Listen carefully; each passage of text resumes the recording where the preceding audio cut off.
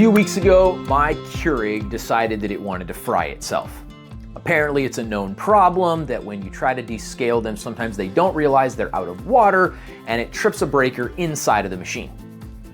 Me, being the person that likes to think he can fix things, I decided to watch some YouTube videos and see if I could figure out how to fix the machine. An hour or more later, we finally had a machine that functioned again. And in fact, you can see from this picture that it required some disassembling. And what you don't see from the picture is exactly how hard it was and how much I broke it further getting it to this point. But here's what was interesting. As I reflected on the experience, the frustration that I felt, the amount of time that it took, and the just mind-boggling engineering that created the machine to be so difficult to switch or trip this little breaker inside, I thought of the applicable leadership lessons. Welcome to the Servant-Minded Leadership channel. My name is John, and this Keurig, it's an object, it's not a person, but I think there might be an object lesson that applies to our people. For example, how often, when our people aren't doing something right, do we view their malfunction as an inconvenience to our morning instead of an opportunity for mentoring and growth? Better yet, how often do we try to use some general resource like a YouTube video or something like that to fix them instead of recognizing that they, like my model, are unique and needed situational guidance, not some general video that I could pawn off on them?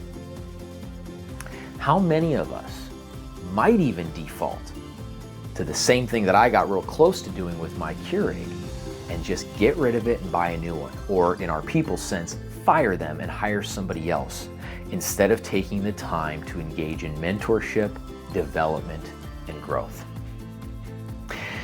These are hard questions, and yet I think that they're necessary because as leaders, our call is to our people. And yes, there's productivity that is expected and there's output that is required, but just pawning a video off is not a solution.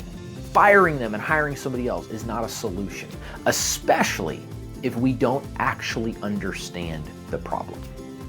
In my case, I was able to bring my Keurig back to life, and it's now worked for several more months since that time. But as people, it may not be as easy as an hour and boom, I finally got the screwdriver and the thing and it poked it in there and I was able to hit it and okay, perfect, okay, we got it. It might require lengthy development, investment, mentorship, training, real training, not click-through training that they go do while they're answering their emails. True empowerment. What do you think? Do you have a mentality for empowerment and mentorship and engagement?